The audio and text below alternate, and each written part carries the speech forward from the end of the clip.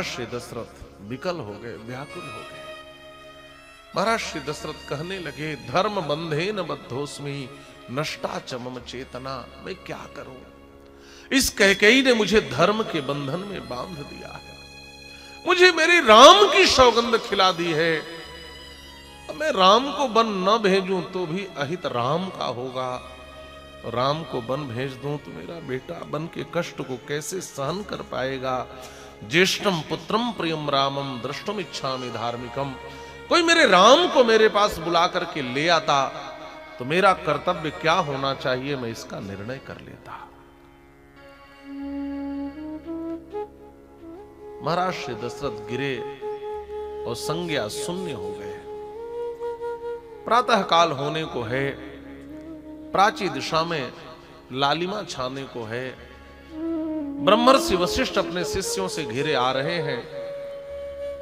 आकर के विशाल राज्य सभा में देखा, अभी तक महाराज यहां उपस्थित नहीं हुए हैं। सुमंत्र जी से कहते हैं, सुमंत्र महाराज तो भोर में जग जाया करते थे, अभी तक उनका कुछ पता नहीं है, जाकर पता लगाओ महाराज कहां रह गए।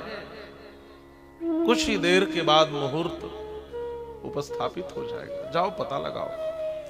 सुमंत्र जी भागे भागे महाराज श्री दशरथ के कक्ष में गए। पता चला महाराज श्री दशरथ महारानी कैकेयी के कक्ष में गए हैं। वहां जाकर के पता चला कि कोप भवन में गए हैं। वहां जाकर के देखा महाराज मूर्छित पड़े हैं, महारानी कैकेयी के बाल बिखरे हैं, शरीर पर कोई श्रृंगार नहीं है, मैला कुचैला वस्त्र पहनकर बैठी हैं। सुमंत्र जी जाकर के महाराज श्री दशरथ के चरणों में प्रणाम करते हैं और महारानी कैकेयी से पूछते हैं, महारानी महाराज की ऐसी दशा कब से हो गई, हम मंत्रियों को सूचना क्यों नहीं दी गई, राजवैद्य को क्यों नहीं बुलाया गया, महाराज की स्थिति का कारण क्या है। महारानी कैकेयी कुछ नहीं बोली। महारानी कैकेयी ने कहा, सुमंत्र जाओ जाकर के श्री राम को बुलाकर यहां ले आओ। सुमंत्र जैसे अनुभवी मंत्री ने समझ लिया महाराज की स्थिति में कारण और कोई नहीं, कैकेयी ही है। और महाराज ऐसा डांटा है महारानी कैकेयी को श्रीमद् वाल्मीकि रामायण में सुमंत्र जी ने कहा, महारानी मैं तुम्हारा नौकर नहीं हूं, अश्रुत्वा राजवचनम कथम गच्छामि भामिनी।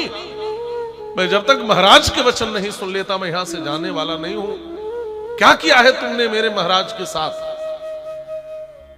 जब आपके जीवन में कोई बड़ी पीड़ा हो और कोई अपना पास आ जाए तो हृदय को बड़ी राहत मिलती है।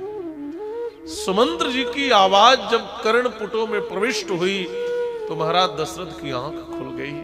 अपने सुमंत्र को सामने देखा, सुमंत्र जी ने हाथ जोड़कर कहा, महाराज क्या हुआ। तो महाराज दशरथ की आंखों से झरझर झरझर आंसू गिरने लगे।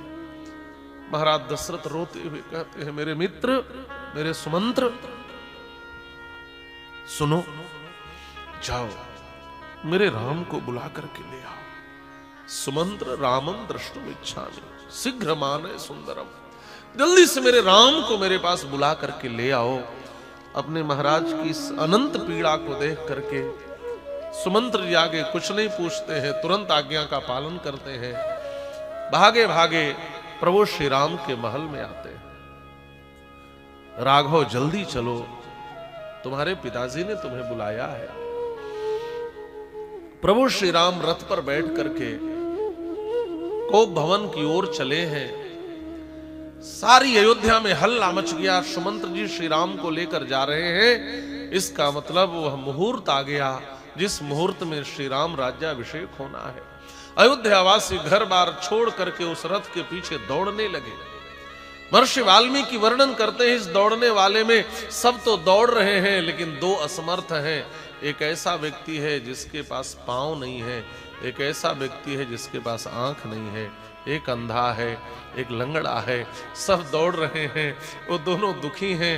वह दोनों भी चलना चाहते हैं लेकिन समर्थ नहीं है। तब तक दोनों की मुलाकात हो गई। अंधे ने अपने कंधे पर लंगड़े को बिठा लिया। लंगड़ा रास्ता दिखाता, अंधा दौड़ लगाता और ये दोनों भी रथ के पीछे पीछे भागे जा रहे थे। एक अयोध्यावासी ने हंसकर पूछा, अंधे भैया सुनो, लंगड़े को पाँव नहीं तो क्या आंख तो है। हमारे राघव को राजा बनते तो यह देख लेगा तुम कहां भागे भागे जा रहे हो, तुम कैसे श्री राम को राजा बनते देखोगे। उस अंधे ने एक बड़ी सुंदर बात कही, भैया भगवान ने आप लोगों को आंखें दी है, आप बहुत भाग्यशाली हो, आज मेरे राघव को राजा बनते देखोगे, और मैं अभागा अंधा, मैं आज अपने राम को राजा बनते नहीं देख पाऊंगा। लेकिन सुनो, मैं जब राज्याभिषेक होने लगेगा तो सबसे आगे जाकर खड़ा हो जाऊंगा, सारे अयोध्यावासी आज राम को राजा बनते देखेंगे, लेकिन मैं अंधा हूं, मेरा राम अंधा नहीं है। राजा बनते हुए यदि राम ने इस अंधे को देख लिया तो इस अंधे का जीवन भी धन्य हो जाएगा। मैं तो राम के आगे जाकर खड़ा हो जाऊंगा। महर्षि वाल्मीकि ने लिखा है, यश्च रामं न पश्येत्तु यम च रामो न पश्यति निंदितः सर्वलोकेषु स्वात्मा पेनम विगरहते। जिसकी दृष्टि में राम नहीं आए या जो राम के दृष्टि पथ में नहीं आया, उससे बढ़कर के निंदित इस समाज में कोई हो ही नहीं सकता। मानव जीवन पा करके न वह राम की दृष्टि पथ में आया, न राम उसकी दृष्टि में आए, ऐसा व्यक्ति तो आत्महत्यारा ही माना जाएगा। स्वात्मा पेनम विगरहते। आज ये अंधा भी दौड़ रहा है महाराज, इतनी खुशी है अयोध्या में।